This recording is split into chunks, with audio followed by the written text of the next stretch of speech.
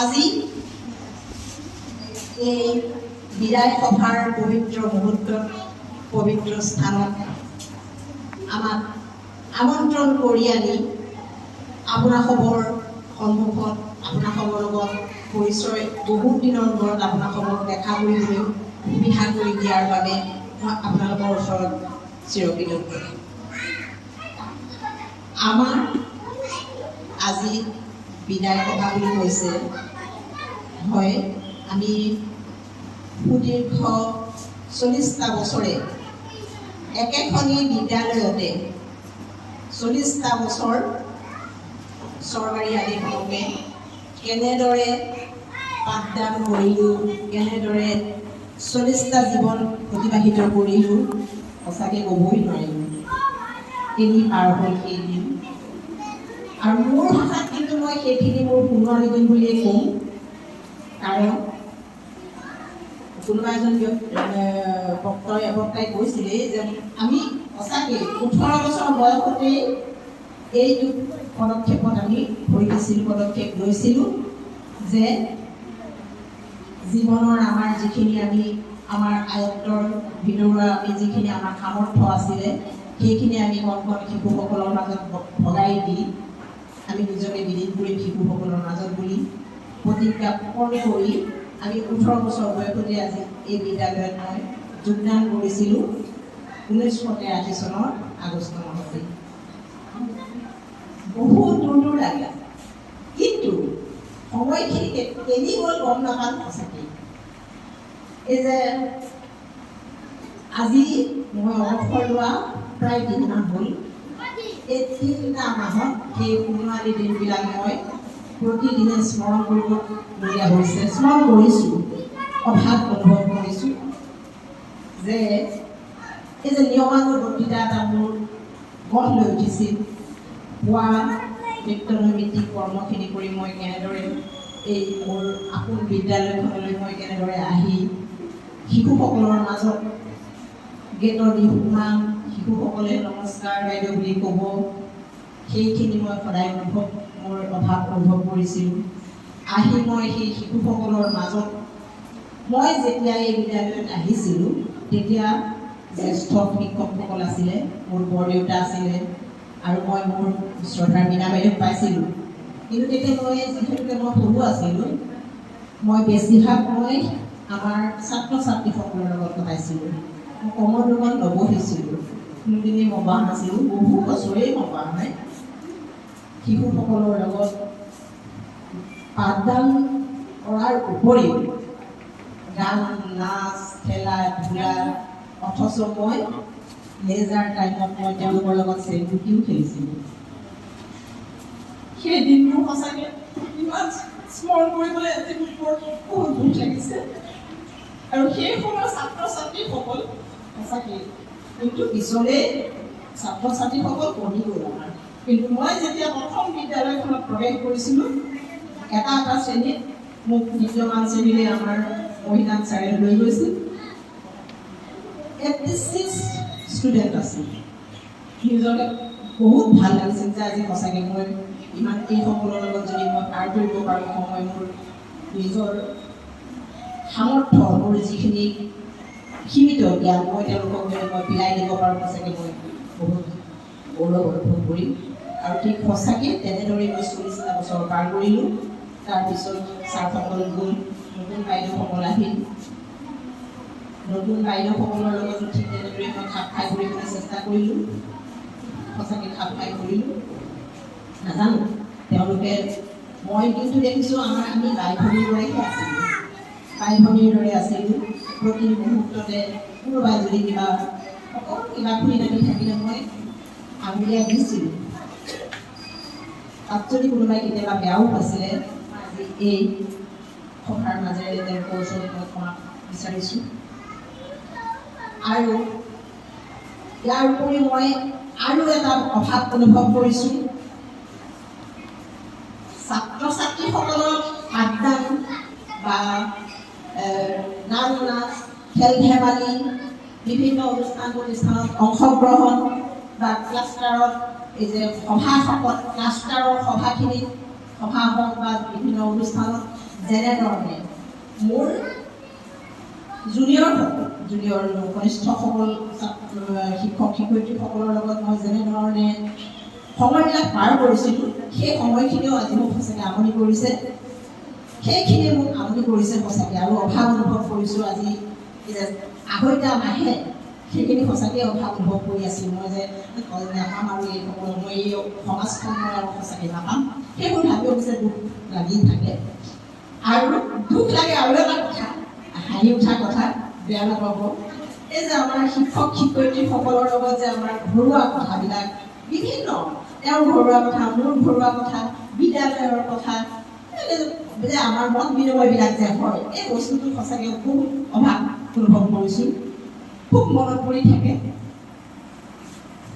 গতিকে উপায়টো নাই তথাপিও আমি তাৰ মাজেৰে সুখী হ'বলৈ চেষ্টা কৰিছোঁ মই ভাবোঁ আমি আমাৰ যিহেতুকে চৰকাৰী নিয়মতে আমি বিদায় লৈছোঁ আমি নিজকে খাপ খুৱাই ল'ব লাগিব বিভিন্ন অনুষ্ঠান প্ৰতিষ্ঠানৰ মাজেৰে আমি আমাৰ নিজৰ কৰ্তব্য কিছুমান আমি নতুন জীৱন আৰম্ভ কৰাৰ দৰে আমি এটা নতুন পথেৰে আমি আগবাঢ়িব লাগিব সেইমতে গ'লে আমি নিশ্চয় আমি আমাৰ এই দুখবিলাক আৰু আমাক মুখে আৱৰি দিব নোৱাৰিব আৰু ঠিক সেইদৰেই আপোনালোকক জনাবলৈ পাই মই আনন্দিতই হৈছোঁ মই কিন্তু আঢ়ৈ মাহে প্ৰায় মই 15-20 দিনমানহে ঘৰত আছোঁ নেকি ঘৰত থাকিবলৈ মই সময় পোৱা নাই মই নিজকে বিলীন কৰি দিছোঁ মই সমাজৰ নামতেই আমাৰ ধৰ্মীয় অনুষ্ঠান কিছুমানতো মই নিজকে বিলীন কৰিছোঁ আৰু মই ভাবোঁ শিশুসকলৰ মাজত মই কায়িকভাৱে মই থাকিব নোৱাৰিব পাৰোঁ কিন্তু মই বেলেগ শিতান মানে তেওঁলোকৰ কাৰণে যদি মই কিবা এটা লিখি পেলাই তেওঁলোকৰ কাৰণে যদি মই কিবা এটা কৰি পেলাই সমাজত যদি মই বিলাই দিব পাৰোঁ শিশুসকলৰ মাজত যদি মই বিলাই দিব পাৰোঁ তাতকৈ আৰু মোৰ সুখ মই অনুভৱ নকৰিম চাগে আৰু সেইকাৰণে আজি মই আপোনালোকৰ ওচৰত জনাবলৈ পাই সুখী হৈছোঁ যে মই কণ শিশুসকলক লৈ এখনি কবিতা পুথি আৰু একেবাৰে নিচেই কণ শিশুসকলৰ কাৰণে মই এখনি ৰঙীন স্বৰবৰ্ণৰ গীত হিচাপে মই এখনি পুথি প্ৰকাশৰ পথত মই আগবাঢ়িছোঁ মানে এইবিলাকে কৰি পেলাই মই ব্যস্ত হৈ আছোঁ আৰু সেইকাৰণে মই চাগে বিদ্যালয়খন মই পাহৰিব পৰা নাই তথাপিও মানে দুখটো অকণমান পাতলাই আছোঁ গতিকে সেইটো বাৰু বৰ্তমান হৈ উঠা নাই কিন্তু তথাপিও বাৰু ৰাজীৱে উলটিয়াই দিছে সেইটোৱে কৈছোঁ মানে আজি আঢ়ৈটা মাহে মানে যিটো কামত আগবাঢ়িছোঁ আমাৰ শ্ৰদ্ধাৰ হিমন্ত বিশ্ব শৰ্মা ছাৰে যেনেধৰণে বিহু আমাৰ জাতীয় উৎসৱ বিহু যেনেধৰণে জগত সভাত বিশ্ব দৰবাৰত প্ৰতিষ্ঠিত কৰিলে ঠিক সেইদৰে আমাৰ ভক্তিপ্ৰাণ অসমৰ আছে বহুকেইটা অনুষ্ঠান ঠিক তেনেদৰে শংকৰ মাধৱ সাংস্কৃতিক দিহানাম সমিতি বুলি এটা সমিতি আছে তেওঁলোকৰ উদ্যোগতে বৰ্তমান দিহানাম ভাগক আমাৰ জাতিৰ স্পন্দন যেনেদৰে বিহু আমাৰ জাতিৰ স্পন্দন ঠিক তেনেকৈ আমি দুজনা গৰুৰ সৃষ্টি দিহানাম সেই ভাগক আমি আচলতে আমাৰ প্ৰাণত প্ৰতিজন অসমীয়াৰ প্ৰতিগৰাকী আই মাতৃৰ প্ৰাণত থকা এই দিহানাম ভাগিকো বিশ্ব দৰবাৰত প্ৰতিষ্ঠিত কৰাৰ প্ৰয়াস বৰ্তমান চলি আছে আৰু আমি সেই কামতে নিয়োজিত হৈ বৰ্তমান আমি অকণমান সেই ভাগতে আমি ব্যস্ত হৈ আছোঁ ভাবিছোঁ আমি খুব সোনকালে নৱেম্বৰৰ যতদূৰ সম্ভৱ 25 তাৰিখ মানলৈ অনুষ্ঠানটো হ'ব সবিশেষ ক'ব পৰাকৈ তেনেকৈ মোৰ হাতত তথ্য নাই গতিকে সেইকাৰণে মই সেইবোৰতেই নিয়োজিত হৈ মই বৰ্তমান সুখ অনুভৱ কৰি আছোঁ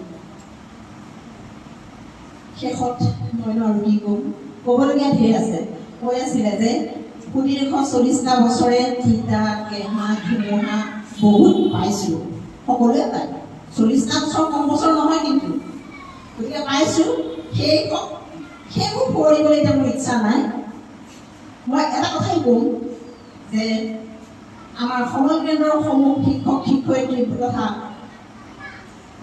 চিয়াৰচিটি মহোদয় বা মোৰ বিদ্যালয়ৰ মোৰ সহপাঠী প্ৰধান শিক্ষককে আদি কৰি প্ৰাক্তন বাইদেউসকল মোৰ লগৰ অৱসৰপ্ৰাপ্ত বাইদেউসকলক মই এটা কথাই ক'ম যে হয় 40টা বছৰে বিভিন্ন প্ৰসংগত বিভিন্ন পৰিস্থিতিত অপ্ৰিয় কিবা ক'ব পাৰোঁ, নিশ্চয় ক'ব পাৰোঁ, মুখ আছে, যাতে সকলোৱে আজি এই পবিত্ৰ সভাতেই যাতে সকলো অন্তৰৰ পৰা মুচি পেলাই মোক সকলোৱে যেন ক্ষমা কৰি দিয়ে। আৰু মই বিশেষকৈ মোৰ বটাদ্ৰৱা চৰকাৰী বালক বুনিয়াদী বিদ্যালয়ৰ শিক্ষকবৃন্দক মই এটা মোৰ কৰজোৰে প্ৰাৰ্থনা জনাম। মোৰ ফালৰ পৰা যিখিনি মই অপ্ৰিয় মোৰ ভাষা, অপ্ৰিয় বক্তব্য, অপ্ৰিয় কথা যদি কেতিয়াবা মই তেওঁলোকৰ ওচৰত কৈছিলোঁ, সকলো যাতে নিজৰ বাইদেউ বুলি ক্ষমা কৰি দিয়ে। আচলতে মই এতিয়া ৰিটায়াৰ হ'বলৈ মনেই নাছিলে, কাৰণ মই ষ্টাফটো মোৰ ইমানেই আপোন হৈছিলে। বিদ্যালয় মই ঘৰত গ'লে কেতিয়া বিদ্যালয়লৈ আহোঁ, এই যে বিদ্যালয়খন, এই যে গোটেই পৰিৱেশটো ইমান আপোন হৈ পৰিছিলে, মোৰ এই বিদ্যালয় সঁচাকৈ মন নাছিলে, কিন্তু উপায়টো নাই, এৰিবই লাগিব। শেষত মই সকলোৰে ওচৰত মই বিদায় ক্ষমা প্ৰাৰ্থনা কৰি মোৰ চমু বক্তব্য মই সামৰণি মাৰিছোঁ। ধন্যবাদ। আজি এই বিধায়কসভাত অনুষ্ঠিত কৰা সভাপতি মহোদয় আৰু ইয়াৰে আমন্ত্ৰণ কৰি অনা অৱসৰপ্ৰাপ্ত আমাৰ ছাৰে, মীনা বাইদেউ আৰু ইন্দ্ৰমণি বাইদেউ আৰু মোৰ সহপাঠী, বিদ্যালয়ৰ সহপাঠী, মোৰ লগত একেলগে একেলগে স্কুলত পঢ়া মোৰ সহপাঠী বিদায়ী প্ৰাৰ্থী বাইদেউ, মোৰ বান্ধৱী আৰু লগতে এই অঞ্চলত মোৰ অতিকে মৰমৰ মীনা বাইদেউ আৰু এই বিদ্যালয় আমাৰ বিভিন্ন সমল কেন্দ্ৰৰ পৰা অহা শিক্ষক শিক্ষয়িত্ৰীবৃন্দ আৰু মোক এই বিদায় সভা যে মোক এই আমন্ত্ৰণ কৰি আনি এই বিদায় সভাত একেষাৰ ক'বৰ বাবে আজি মোক যি আমন্ত্ৰিত কৰি আনি ক'বলৈ মোক সুবিধা দিলে আমাৰ বটাদ্ৰৱা সমল কেন্দ্ৰৰ এই বিদায় সভাৰ বক্তৃতা ৰখাৰ আগতে মই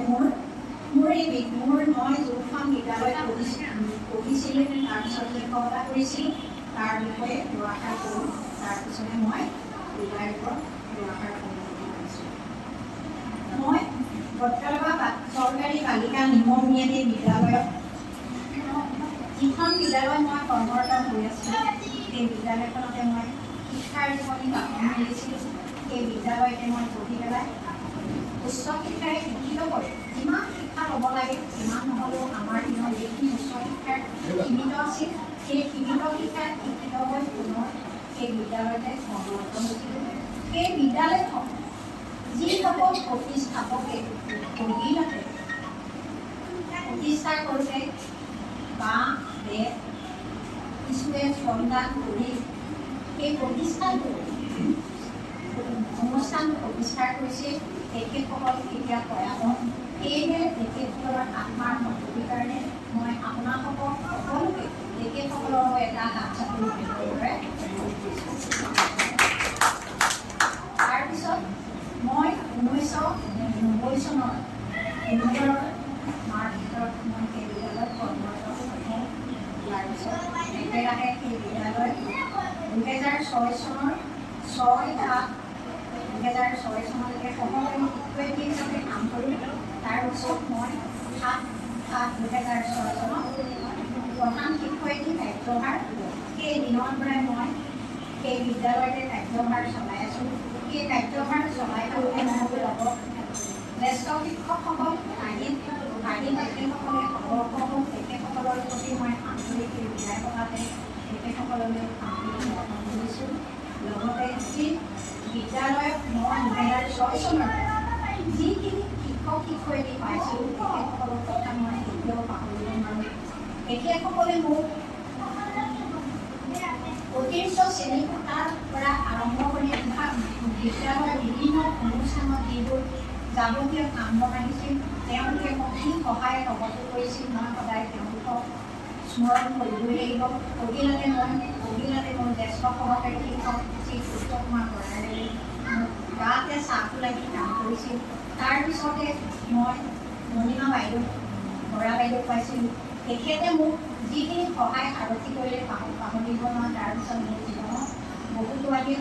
এতিয়া বৰ্তমান যিসকল মোৰ লগত কৰ্মৰত কৰি আছিল, ভাগ্যশ্ৰী বৰা, যতীন চন্দ্ৰ বৰদলৈ, ৰৌচনা চৈতানা, গীতামণি ছাৰ আৰু আমাৰ মহিমা বাইদেউ, এই বাইদেউসকলে প্ৰতিটো কামতে মোক লগত সহায় সহযোগ কৰিছিল। তেওঁলোকে প্ৰতিটো আমাৰ যিহেতু বিদ্যালয়বিলাকৰ টিমক কাম হ'লেহে আমি বিদ্যালয়খন আগবাঢ়ি যাব পাৰোঁ হাতে হাত ধৰা কৰি। সেই হাতে হাত ধৰি নি মোক যিখিনি কৰিছিল সেই পদক্ষেপতে আমি আমাৰ বিদ্যালয়খনে মই 2006 চনৰ পৰা কৰ্মৰত হৈ প্ৰধান শিক্ষয়িত্ৰী হৈ থকাৰ পৰা আমাৰ বিদ্যালয়খনে ছাত্ৰ ছাত্ৰীয়ে প্ৰতি বছৰে বৃত্তিৰ পৰীক্ষা পাই আহি আমাৰ বিদ্যালয়লৈ সুনাম কঢ়িয়াই আনিছিল। মাত্ৰ 2টা বছৰ আমাৰ বৃত্তি পৰীক্ষা পোৱা নাই, তাৰ বাহিৰে আমাৰ প্ৰতি বছৰে সুনাম কঢ়িয়াই লৈ আহিছিল। আৰু সেই কামখিনি হৈছিল আমাৰ সহকাৰী শিক্ষক শিক্ষয়িত্ৰীসকলৰ সহায় সহযোগ কাৰণে। কাৰণ মই অকলে পঢ়ুৱাই মোৰ কণ ল'ৰা ছোৱালীক কেতিয়াও মই আগবঢ়াই নিব নোৱাৰিম। তেখেতসকলৰ ওচৰত মই সদায় চিৰকৃতজ্ঞ। তেখেতসকলে যি দিহা পৰামৰ্শ দিছিল, মোৰ কথা মতে মই যি কৈছিলোঁ, তেখেতসকলক যি দায়িত্বভাৰ দিছিলোঁ, তেখেতসকলে প্ৰত্যেকেই নিজৰ দায়িত্বভাৰ আগবাঢ়ি গৈ মোক আগুৱাই নিছিল। প্ৰথম যেতিয়া মোবাইলৰ কাম আহিছিল মোৰ স্কুলত, তেতিয়া এইটোৰ শিক্ষক নাছিল। তেতিয়া মই এই আমাৰ সমল কেন্দ্ৰৰ আমাৰ ইয়াত যি সভাত উপস্থিত থকা CIC মহোদয়ে মোক যিখিনি সহায় কৰিছিল, মই তেখেতকো এই বিদায় সভাতে জ্ঞাপন কৰিছিলোঁ। তাৰপিছত মোৰ জীৱনলৈ আহিছিল দেশৰ শিক্ষক।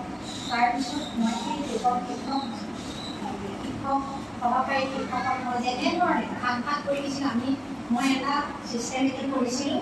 চবকে ওপৰে দিয়া নাছিলোঁ, প্ৰত্যেকৰে কামবিলাক সহায় দিছিলোঁ। আৰু তেখেতসকলে সময়মতে সেই কামবোৰ মোক আগুৱাই দিছিল, যাৰ কাৰণে মই আমাৰ বিদ্যালয়ে 4বাৰ দিছিল পহিলাবাৰ মহোৎসৱৰ একেৰাহে 3 বছৰ ক্লাছ পাবলৈ সক্ষম হৈছিলোঁ। গতিকে মই বাৰে কৈছোঁ যে শিক্ষকসকলৰ ওচৰত মই সদায় চিৰকৃতজ্ঞ। তেখেতসকলক সেই দায়িত্ব কৰোঁতে কেতিয়াবা মই তেখেতসকলক নকৰিবলগীয়া কথা কৈছিলোঁ, দায়িত্বৰ খাতিৰত কেতিয়াবা বেয়া তাত হৈ গৈছিল। এই বিদায় সভাতে আজি যিহেতু তেখেতসকল উপস্থিত আছিল, তেখেতসকলে মোক এই বিদায় সভাতে তেখেতসকলক যিখিনি নকৰিবলগীয়া কথা কৈছিলোঁ ক্ষমা কৰি এই আছিল মোৰ জীৱনৰ সেই অনুষ্ঠানটোৰ পাতনি। তাৰপিছত আহিম এতিয়া আমাৰ বিদায়। আজি মোৰ মাত্ৰ 21 দিন হৈছে, কিন্তু বিদায় বস্তুটো মই যিমান বেদনাদায়ক বুলি ভাবিছিলোঁ, মোৰ জীৱনত কিন্তু মই সিমান বেদনাদায়ক হোৱা নাই। বিদায় ক'বই লাগিব, নদীৰ সোঁতৰ দৰে ই বৈ থাকিব, হৈয়ে থাকিব। আনন্দ, আশা, বেদনা। মই আশা লৈ বিদায় লৈছোঁ সেই অনুষ্ঠানটি। কিয়? আমি পহিলা জন্মৰ পৰা কাৰোবাৰ অনুশাসনত থাকি তাৰপিছত আমি মা দেউতাৰ অনুশাসনৰ পৰা আহি শিক্ষাগুৰুৰ অনুশাসনলৈ আহিলোঁ। তাৰপিছত আমি আহিলোঁ কাৰ্যালয়ৰ অনুশাসন। কাৰ্যালয়ৰ অনুশাসনত আহোঁতে আমি চাকৰিত জইন কৰা দিনাই গম পাইছোঁ আমি কোনদিনা অৱসৰ হ'ম। সেইদিনা আমি গম পাইছোঁ জনম মৰণ দিবা গম নাপায়, কিন্তু আমাৰ যে এই দিনটো অৱসৰ হ'ব আমি তেতিয়াই গম পাইছোঁ। কিন্তু যি সময়ত আমি সেই কৰ্মখিনি কৰিছিলোঁ, সেই সময়ত ছাত্ৰ ছাত্ৰী কেনেধৰণে আমি আগুৱাই নিছিলোঁ ক'ব নোৱাৰোঁ। কিন্তু আমি এটা কথা সদায় জানিব লাগিব, আমি শিক্ষক। আমাৰ শিক্ষক অৰ্থটো আপোনালোক চবেই জানে, আপোনালোক প্ৰত্যেকেই শিক্ষক। 3টা শব্দই শিক্ষক। কি মানে শিষ্টাচাৰ, কিয় মানে ক্ষমা, মানে কৰ্তব্য আৰু দায়িত্ব। শিষ্টাচাৰ আমি সৰুতে যেতিয়া স্কুলত পঢ়িছিলোঁ তেতিয়া এটা কথা পাইছিলোঁ, 3টা শব্দ আছিল। ভাল কথা, ভাল মাত, ভাল ব্যৱহাৰ, এনে আচৰণকে বুলে শিষ্টাচাৰ। গতিকে আমি শিক্ষক হৈ কি কৰিব লাগিব? ভাল কথা শিকাব লাগিব, ভাল মাত কৰিব লাগিব, ভাল ব্যৱহাৰ কৰিব লাগিব। কিয়? আমাৰ প্ৰতিটো কথাই ছাত্ৰ ছাত্ৰীয়ে অনুকৰণ কৰে। আমি কি পিন্ধি আহিছোঁ, আমি মুখত কি ভাবিছোঁ, আমি ক'ত কি লৈছোঁ, তেওঁলোকে প্ৰত্যেকটোৱে আমাক অনুকৰণ কৰে। আমি শিক্ষক হৈ যেতিয়া স্কুললৈ আহিম, আমি যাতে ছাত্ৰ ছাত্ৰীয়ে আমাক অনুকৰণ কৰা যিকেইটা আমাৰ দৰকাৰ, সেইকেইটা তাৰ প্ৰতি আমি মাৰ্জিত হ'ব লাগিব। তাৰপিছত আহিল কিয় সমাজৰ কোনটো কিন্তু শিক্ষকৰেহে আছে। আপুনি যিমানেই নহওক এখন মেল মিটিঙলৈ অভিলাতে মাতে শিক্ষক শিক্ষকী হয় এল.পি. স্কুলৰ শিক্ষক হওক, হাইস্কুলৰ শিক্ষক হওক, কলেজৰে প্ৰিন্সিপাল হওক, শিক্ষকজনে মাতে সকলোৱে ভাবে যে শিক্ষকে এটা মিছা কথা নকয়, শিক্ষকে সদায় ন্যায় বিচাৰ কৰে, শিক্ষকে সদায় সত্যৰ কথা আগুৱাই দিয়ে।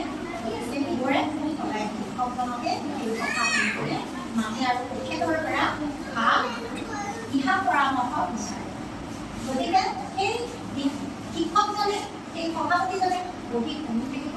লাষ্টত যেতিয়া গোটেই সাৰমৰ্মখিনি টুকি লৈ সুন্দৰভাৱে ক'ব, তেতিয়া যিজনে সুন্দৰভাৱে কয় তেওঁৰে হ'ব প্ৰকৃত শিক্ষক।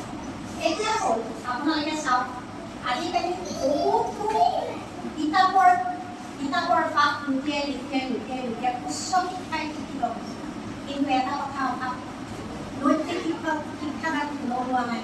নৈতিক শিক্ষাৰ অভাৱ আজি আমাৰ দেশৰ ৰাজ্যৰ যেনেকৈ আৰ্থিক সমস্যা আছে, কিন্তু তাত কোনো বৃহৎ সমস্যা হ'ল নৈতিক সমস্যা, যাৰ ফলত আজিকালি মিডিয়াত দেখিছে চবতে উচ্চ শিক্ষাই শিক্ষিত কিন্তু সিহঁতৰ নৈতিক শিক্ষা নাই। যাৰ ফলত আমি সেইবিলাকৰ আদৰ্শ লৈ আমি আজি কোনো এটা চেনেল নোলাব নোৱাৰোঁ। আপোনালোকে দেখিব নৈতিক শিক্ষা সিহঁতৰ উচ্চ শিক্ষাই বহুত শিক্ষিত হৈ আছে, নৈতিক শিক্ষা নাই।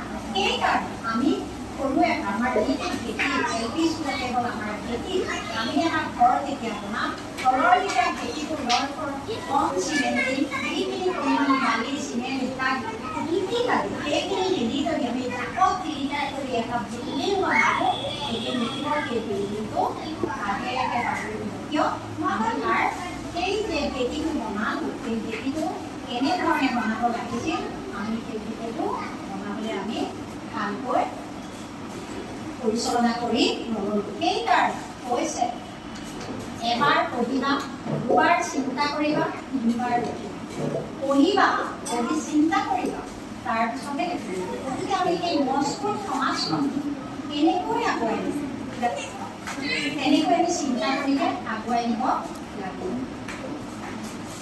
যি কি নহওক ময়ো কি প্ৰত্যেকেই শিক্ষক প্ৰত্যেকেই জানে মোতকৈ যিবিলাক মুখে সৰু মই যেনেকৈ এতিয়া অৱসৰ প্ৰত্যেকেই সৰু আছে দেখিছোঁ, সৰু শিক্ষক শিক্ষয়িত্ৰী দেখিছোঁ, তেওঁলোকে যাতে তেওঁলোকৰ কৰণীয় কাম আমাৰ যিখিনি জ্যেষ্ঠ শিক্ষক যিখিনি ল'ৰা ছোৱালী ডাঙৰ যিখিনি সৰু আমি শিক্ষক বা শিক্ষয়িত্ৰী দেখিছোঁ তেওঁলোকক মই এটা পৰামৰ্শ আগবঢ়াব বিচাৰোঁ। তেওঁলোকে যাতে ভৱিষ্যত জীৱনৰ যিটো মই শুনা বুলিকে নকওঁ, তেওঁলোকে যিটো ভৱিষ্যত জীৱনৰ প্ৰজন্মত ডাঙৰ কৰিবলৈ বিচাৰিছে তেওঁলোকে 10 মাহ 10 দিন থাকোঁতে সেই কথাটো যাতে মজবুত কৰি ল'ব লাগিব যে মই এজন সাহসী যোদ্ধাৰ কৰিম, মই এনেকুৱা এজন যোদ্ধাৰ কৰিম যি যোদ্ধাৰে গৈ পেলাই পিছ হুহকাই নাহি মুখত গৈ পুনৰ মুখে ল'ব পাৰে। প্ৰত্যেকেই মানুহ আমি এই পৃথিৱীলৈ আহিছোঁ গৈছোঁ, মানুহৰ জীৱন ৰবীন্দ্ৰনাথ ৰায়ে কৈছে আহিছে মানুহ গৈছে মানুহ, মানুহ মায়াৰ ধৰিব মানুহৰ সুতত অন্ত আহিলে আমি আহিছোঁ গৈছোঁ মানুহৰ সুতত অন্ত নাই, কিন্তু কিছুমান মানুহ আহিছে গৈছে, কিন্তু কিছুমান মানুহৰ কথা আজি আমি স্মৰণেই কৰিছোঁ। আমি প্ৰত্যেকেই সেইজন হ'ব নোৱাৰোঁ, তথাপিও হ'ব নোৱাৰোঁ বুলি ভাবি এতিয়াও মনটো আমি পিছুৱাই দিব। মই এইকাৰণে কৈছোঁ বিদায় দেখিয়া বেয়া কথা নাই, মোৰ আশা আছে কাৰণ আমি যিখিনি কৰিলোঁ আৰু এটা চৰাই যেতিয়া পিঞ্জৰাত আবদ্ধ হৈ থাকে সি লোকে আনি দিয়া ফল মূলটো খায়ে জীয়াই থাকিবলৈ বিচাৰে। সি যেতিয়া পিঞ্জৰাৰ পৰা মুকলি হয় তাৰ দৌকানখন বোকা থাকিলেও সি অন্তত অলপ একোচ দুখোজ লৈ গৈ হ'লেও তাৰ সংগীবিলাকক বিচাৰিবলৈ অকণমান অক্ষৰৰ কাৰণে হ'লেও সুবিধা পায়। এতিয়া আমি 60 বয়সত এতিয়া আমাৰ বহুতো কৰণীয় কাম আছে, সেই কৰণীয় কামবোৰ যাতে মই আগুৱাই যাব পাৰোঁ, মোৰ পৰিয়ালবৰ্গৰ লগত যাতে মই ঈশ্বৰৰ দিনকেইটা সুখে শান্তিয়ে কটাব পাৰোঁ, সমাজত যাতে কিবা এটা কাম কৰি সমাজত যাতে মই এগৰাকী শিক্ষয়িত্ৰী সেই কথাটো যাতে আনে যাতে অনুভৱ কৰিব পাৰে সেইখিনি কৰিম বুলি মনত দৃঢ় প্ৰতিজ্ঞা এটা লৈছোঁ। কিমান দূৰ আগবাঢ়িব পাৰোঁ নাজানো। গতিকে আপোনালোকক এই বিদায় সভাত অকণমান আশীৰ্বাদ বিচাৰিছোঁ। সেই যাতে মই অন্তৰত যি কল্পনা কৰি আছোঁ, অন্তৰৰ যিখিনি কল্পনা, সেই কল্পনাখিনি যাতে বাস্তৱত প্ৰকাশিত হয়। এদিন যাতে আপোনালোকে জানিব পাৰে যে এই বিদায় সভাত মই অন্তৰত কি কল্পনা কৰিছোঁ জানে। অন্তৰৰ কল্পনাখিনি বাস্তৱলৈ ৰূপায়িত হ'লে চবে জ্ঞাত হয়। সেই জ্ঞাতৰ ৰূপটো যাতে আপোনালোকে দেখিবলৈ পায়, সেয়েহে আপোনালোকৰ ওচৰত মই আশীৰ্বাদ ল'ব বিচাৰিছোঁ। সদৌ শেষত মই মোৰ বিদ্যালয়ৰ বিদ্যাৰ্থীসকল, শিক্ষক শিক্ষয়িত্ৰী উপস্থিত আছে, তেওঁলোকক ওচৰত মই আকৌ পুনৰ ক্ষমা খুজিছোঁ। যদি অজ্ঞাতে কিবা দায়িত্ব খাতিৰতেই হওক বা কৰ্তব্য খাতিৰতেই হওক তেওঁলোকক কিবা নক'বলগীয়া কথা কৈছিলোঁ, তেওঁলোকে সহায় কৰি ক্ষমা কৰি দিয়ে। আৰু লগতে তেওঁলোকে মোৰ জীৱনত যিখিনি পদক্ষেপত অতি খোজতে আগুৱাই লৈ গৈছিল, আৰু সেইকাৰণে হয়তো আমাৰ মণ্ডল সমল কেন্দ্ৰৰ ছাৰ বহি আছে, মই যদি গ্ৰুপত কিবা এটা দিবলগীয়া হয় অসমী দিবলৈ চেষ্টা কৰোঁ। আৰু সেই চেষ্টাটো পাইছিলোঁ মোৰ সহকৰ্মীসকলৰ সহায় সহযোগিতা। যদি মোৰ এই চেইন চিষ্টেম মোৰ লগত যদি এই মিলাপ্ৰীতি নাথাকিলে, মই যদি এই মিলাপ্ৰীতি বান্ধটো যদি আগুৱাই নিব নোৱাৰিলোহেঁতেন, হয়তো মই এই ক্লাছ দেখুৱাবলৈ সক্ষম নহ'লোহেঁতেন। তাৰোপৰি মোৰ মহিমাকৰে 4 বছৰ ধৰি মোৰ লগত সমল শিক্ষয়িত্ৰী হিচাপে আমি দুয়োগৰাকীয়ে দিহা পৰামৰ্শৰ মাজেৰে যিবোৰ কাম কৰিছিলোঁ, পিছত যিগৰাকী শিক্ষক শিক্ষয়িত্ৰী আহিছিল তেওঁলোকে দুটাহে গুণোৎসৱত সলনি কৰিছে। কিন্তু 4টা গুণোৎসৱত ভৰাই বৰ্তমান বটাদ্ৰৱা চৰকাৰী বালিকা বিদ্যালয়ৰ প্ৰধান শিক্ষয়িত্ৰীয়ে মোক যিখিনি সহায় সহযোগ কৰিলে, মই তেওঁলোকক সদায় চিৰকি কৰিব। বাকী সহকাৰী কেইজনৰ ওচৰত ছাত্ৰ ছাত্ৰী যাতায়াত কৰোৱাতে হওক, নিদান শিক্ষাদানতে হওক, বিভিন্ন এক্সেলত কাম লেখাতে হওক, মই সদায় আগ্ৰহী। মই এবাৰ তেওঁলোকৰ পৰা শিকি গৈছিলোঁ, দ্বিতীয়বাৰ মই তেওঁলোকৰ পৰা পৰাকৈ মই নিজেই শিকি ভাল পাইছোঁ। মই সদায় আগত গৈছিলোঁ, ভাল পাইছিলোঁ, সেইটো মই গৰ্ব কৰোঁ। সদায় মই খোজটো আগলৈ দি ভাল পাইছিলোঁ। মই আৰু ওচৰত শিকিবলৈ ভাল পাইছিলোঁ। দ্বিতীয়বাৰ তেওঁৰ ওচৰত আকৌ নক'বলৈ পাইছিলোঁ, যাতে মই শিকি আগুৱাই এই ভাষটো লৈছোঁ। আৰু ল'ৰা ছোৱালীকো মই শিকিবলৈ কৈছিলোঁ, এতিয়াও তোমালোকে লোকৰ চাই নেদেখিব, 10 বাৰ ক'বা বাইদেউ বুজা।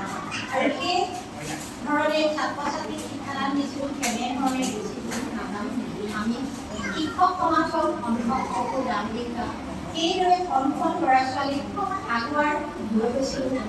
সেই আগুৱাই নিয়াৰ ক্ষেত্ৰত মোৰ কি ধৰণে আগুৱাই নিছিলোঁ সেই কথা বিচাৰ্য পিছত মোৰ মনৰ কথাবোৰ মই আগুৱাই নি ভাল পাইছিলোঁ আৰু মই পঢ়ি ভাল পাইছিলোঁ। মোৰ মাত্ৰ এটাই দুখ লাগে, মই যেতিয়া বেগটো লৈ ঘৰৰ পৰা আহোঁ, আকৌ যেতিয়া বেগটো লৈ ঘৰলৈ যাওঁ, সেই মুহূৰ্তটো মনত কৰিলে কাৰণ সেইটো বৰ আমেজ, বৰ ভাল লাগে। আৰু অৱসৰতে এটা মানুহৰ যিটো গতানুগতিক গতিত যিটো কাম, সেই কামটোৰ পৰা বিৰত হৈছে, সেইটোকে মই সদায় কৰিবলৈ বিচাৰোঁ, কৰিবলৈ বিচাৰিলেও নহয়। গতিকে সকলোৱে যাতে প্ৰত্যেকেই শিক্ষক ছাত্ৰ ছাত্ৰীক যাতে নৈতিক শিক্ষাৰে আগুৱাই নিব লাগে, মই আপোনালোকৰ আগত এইখিনি দিহা পৰামৰ্শ আগবঢ়াই মই এই চমু বক্তব্য ৰাখোঁতে কিবা যদি ভুলভ্ৰান্তি হৈছে, সেই ভুলভ্ৰান্তিৰ কাৰণে আপোনালোকৰ ওচৰত পুনৰ ক্ষমা প্ৰাৰ্থনা বিচাৰি আকৌ পুনৰ এনেকুৱা মেল মিটিং যাতে আকৌ আমাক বিচাৰে। লগতে আমাৰ যি অৱসৰ বাইদেউ যাক দেখিছোঁ, তেখেতসকলৰ নিচিনাকৈও যাতে আমি আহিবলৈ পাওঁ, সেইটোৱে কামনা কৰি মই মোৰ এই চমু বক্তব্য 21 জুন তাৰিখ 2023 বটাদ্ৰৱা চৰকাৰী বালক বুনিয়াদী বিদ্যালয়ৰ যি বিদায় সভা অনুষ্ঠান কৰিলোঁ, এই অনুষ্ঠানটো থকাৰ বাবে যিসকল শিক্ষক শিক্ষয়িত্ৰী আমাৰ সহযোগিতা কৰিলে সকলোকে আমি শলাগ লৈছোঁ। দ্বিতীয়তে যি আজি এটা সংগীত অনুষ্ঠান কৰিলে।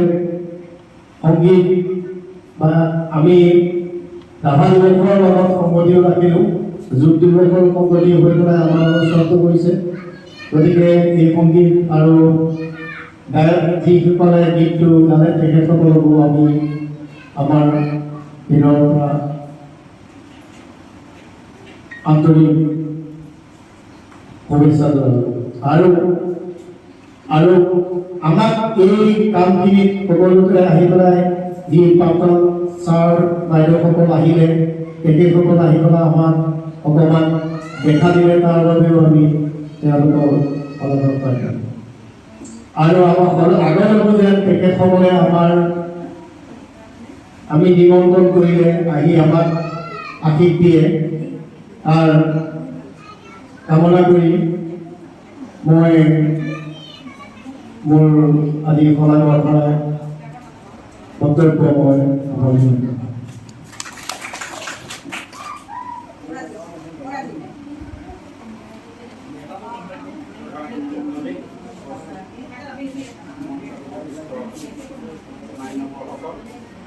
সভাপতিৰ ভাষণত মই ক'বলগীয়া নাই, তথাপি আজি যি তিনিগৰাকীয়ে অৱসৰ গ্ৰহণ কৰিছে, ময়ো একেলগে যাব লাগিছিল, আমি একেলগৰে তিনিগৰাকী। এতিয়া মোৰ কিবা পাক চক্ৰ কৰি পেলাই মই কেইমাহমান পাম আৰু 210 দিনমান আছেগৈ। যাব লাগিছিল একেলগে, কিন্তু যাব পৰা নাই চৰকাৰী কাৰণত। 60 বছৰ মোৰ জানুৱাৰী দিব। তেখেতসকলৰ লগত যেতিয়াই চাকৰি যোগদান কৰিছোঁ তেতিয়াই তেখেতসকলক পাইছোঁ আৰু তেখেতসকলৰ লগত যি সহযোগিতাৰে কাম কৰিছোঁ, সঁচাকৈ এটা কাম কৰি আনন্দ লাগিছে। আৰু এই যে লগা ভগা কথাটো কৈছে, লগাৰো অন্ত নাই, ভগাৰো অন্ত নাই। কিমান যে যুদ্ধবিগ্ৰহ হৈছে, কিমান ভাগিছে, ক'ব নোৱাৰে। এই উলুখতি কম লাগিছে। আমাৰ এই দুগৰাকী সৈতে লগা ভগাৰ কিবা সংখ্যা নাই, কিন্তু ধৰি নাথাকে, ময়ো ধৰি নাথাকোঁ। 10 মিনিট 15 মিনিটৰ পিছতে আকৌ মানুহবোৰ আগৰ লাগো। এইবিলাক আমাৰ তেনেকুৱাই চলি আছে। আপোনালোকেও ভৱিষ্যতে আপোনালোকৰ সহপাঠীসকলৰ লগত সকলোৰে লাগে, লগাটো স্বাভাৱিক, কিন্তু ধৰি নাৰাখিব খন্তেকীয়া।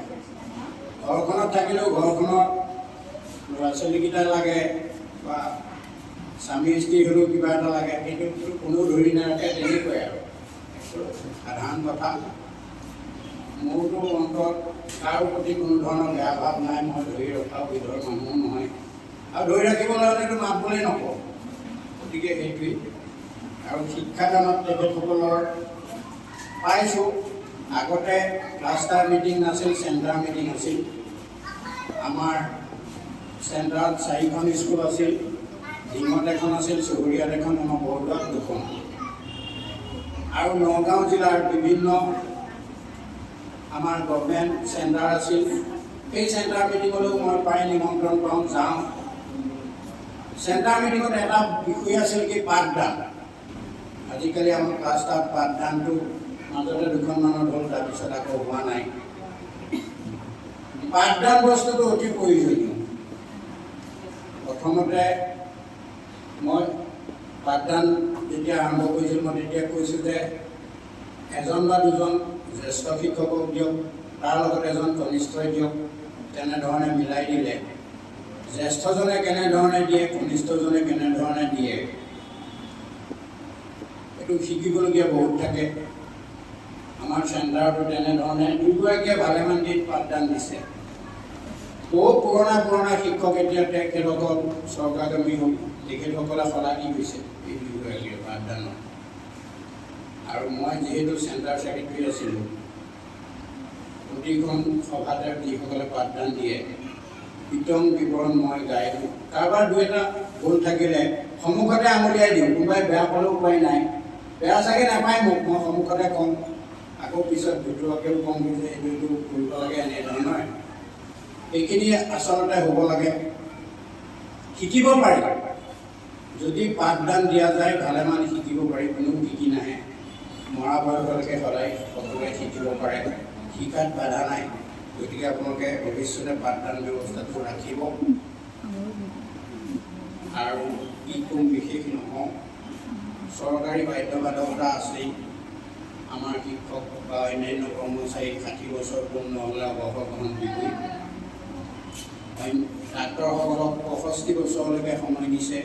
ইয়াৰ আগত আমি যিসকলক বিদায় দিছিলোঁ তেখেতসকলক কেইজনমানক দিলোঁ 56 বছৰ বয়সতে। তেতিয়া চৰকাৰ নীতি আছিল 56 বছৰ, তাৰপিছত কৰিলে 58 বছৰ, বৰ্তমান কৰিছে 60 বছৰ। মানে 60 বছৰলৈকে আমি সম্পূৰ্ণ সুস্থ সবল হৈ থকা বুলি ডাক্তৰী বিভাগে কয়। গতিকে আমি পাঠদানত সবল হৈ থাকিব পাৰোঁ। তাৰপিছত আমাক চৰকাৰী দায়বদ্ধতাটো আঁতৰাই দিয়ে। এতিয়া অৱসৰ গ্ৰহণ কৰিলে বুলি এগৰাকী শিক্ষক বা শিক্ষয়িত্ৰী হওক ঘৰত বহি থকাটো কোনো যুক্তি নাই। প্ৰয়োজন হ'লে তেওঁ যদি অনুভৱ কৰে সদায় সেইখন বিদ্যালয়লৈ যাব পাৰে, পাঠদান কৰিব পাৰে, তাত কোনো বাধা নিদিয়ে। বৰঞ্চ তেখেতৰ ষ্টাফে সেই বিষয়ে ভালহে পাব যে বাইদেউ আহিছে। আমাৰ এতিয়া আমি মেডাম বুলি মাতো, মেডাম আহে মাজে মাজে।